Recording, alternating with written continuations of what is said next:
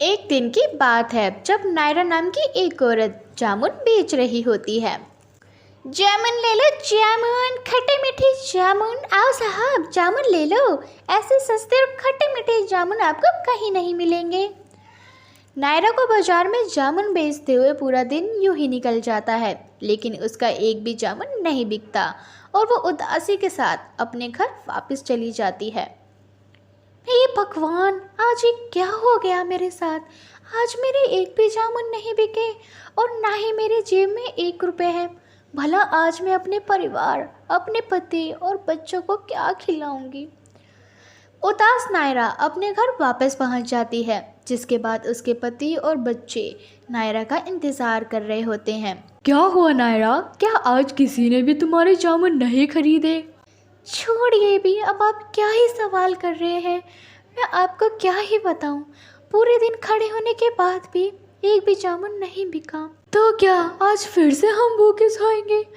और बेचारे हम दोनों के बच्चे 2 दिन से भूख से बिलख रहे हैं। जब से नसूम एक्सीडेंट की वजह से मेरे पैर खराब हुए हैं, तब से मैं बहुत परेशान हूँ। इस तरह से तो मुझसे अपने घर की बुरी हालत नहीं देखी जाती। अच्छा होता कि मैं उस एक्सीडेंट में ही ख़त्म हो जाता। कम से कम आज मुझे ये पूरे दिन तो नहीं देखने पड़ते। कम से कम आप तो ऐसी बातें मत किया करो।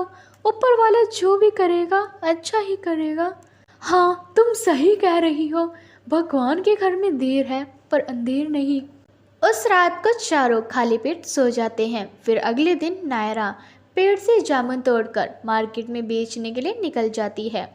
जामुन ले लो जामुन, काले खट्टे मीठे जामुन, सस्ते और स्वादिष्ट जामुन। तभी कुछ लोग नायरा की रेडी के पास आते हैं और उससे जामुन खरीदते हैं। अरे ओ जामुन वाली, जामुन देना ज़रा 1 किलो। नायरा उस औरत को जामुन दे देती है और वह औरत भी खुशी खुशी नायरा को पैसे देकर वहाँ से चली जाती है।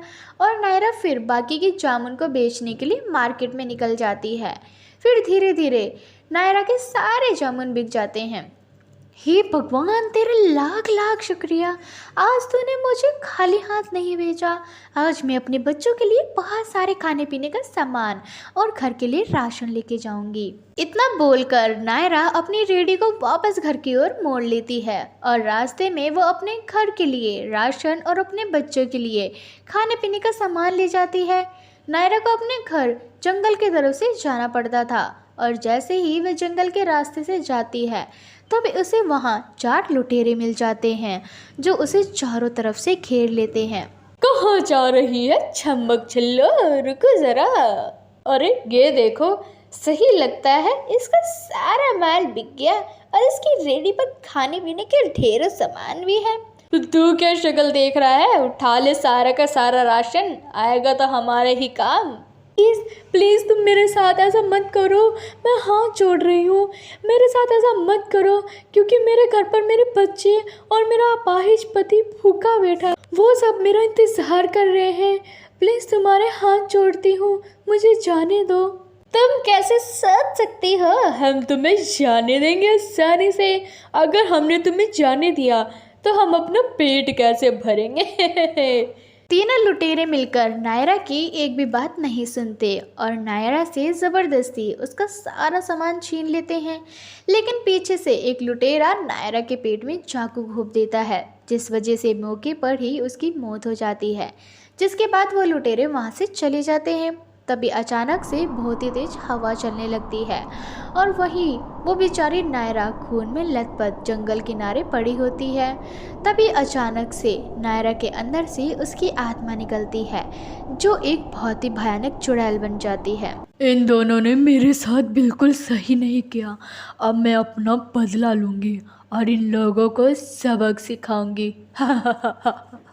इतना बोलकर नायरा अपनी रेडी पर जादुई शक्ति से बहुत सारे जामुन लगा देती है। जामुन बेचने के लिए मुझे अपने रूप बदलना पड़ेगा, वरना ऐसी हालत में देखकर लोग मुझसे दूर भाग जाएंगे। तभी नायरा बनी चुड़ैल अपना रूप बदलकर एक खूबसूरत सी लड़की बन जाती है। जिसके बाद वो जैसे ही गांव में एक ढाबे के पास जाती है तो वहाँ उसे वे तीनों लुटेरे दिखाई देते हैं और वे नायरा के जामुन खरीदने आ जाते हैं। हाय कितनी सुंदर है, मेरा तो दिल आ गया इस जामुन बेचने वाली पर। दोस्तों यही है तुम्हारी होने वाली भाभी। अरे छी, भाभी होगी तेरी, मेरी तो होने वाली बीवी है बीवी। अरे आप तीनों आपस में क्यों लड़ रहे हो? मैं तो तीनों की ही हूँ। अरे मेरा मतलब मैं आप तीनों के लिए ही जामुन लेकर आई हूँ, जामुन। अरे आज जामुन वाली तू बस मेरी है और किसी की नहीं। मैं तो तेरे लिए कुछ भी कर सकता हूँ। तू कुछ भी कर सकता है, मैं तो इसके लिए अपनी जान दे सकता हूँ। एक काम करो, तुम दोनों मर जाओ, मैं जामुन वाले के साथ जिंदगी बिता लूंगा।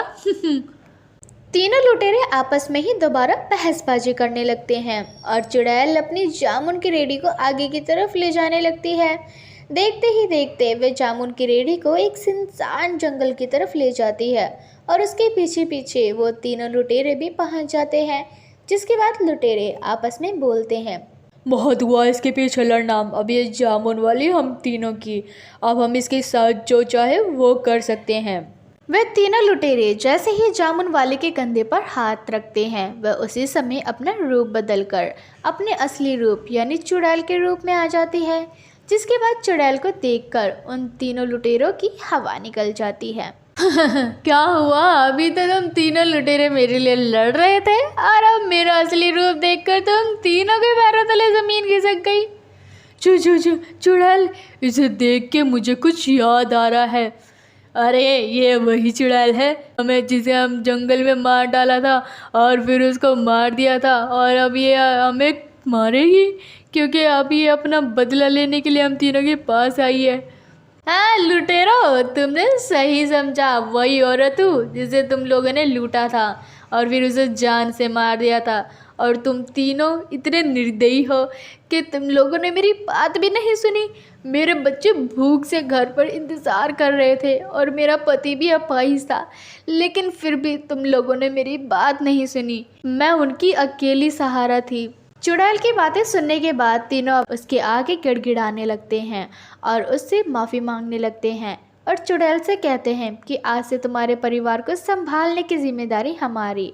तुम्हारे दोनों बच्चे और पति का इलाज हम करवाएंगे और उन्हें कभी कोई परेशानी नहीं होने देंगे। इन तीनों लुटेरों की बातें सुनने के बाद चुड़ैल थोड़ी शांत हो जाती है और उनसे कहती है, अगर तुम तीनों मेरे परिवार की जिम्मेदारी उठाने के लिए तैयार हो तो मैं तुम्हें कुछ नहीं करूँगी, और जिस दिन मेरा परिवार बिल्कुल हंसी खुशी अपना जीवन बिताने लगेगा मैं यहाँ से हमेशा के लिए चली जाऊँगी। इतना कहने के बाद चुड़ैल उन तीनों लुटेरों को अपना घर दिखा देती है, जिसके बाद वो वहाँ से चली जाती है। फिर उसके बाद वो तीनों उसके परिवार का अच्छे से ख्याल रखने लगते हैं।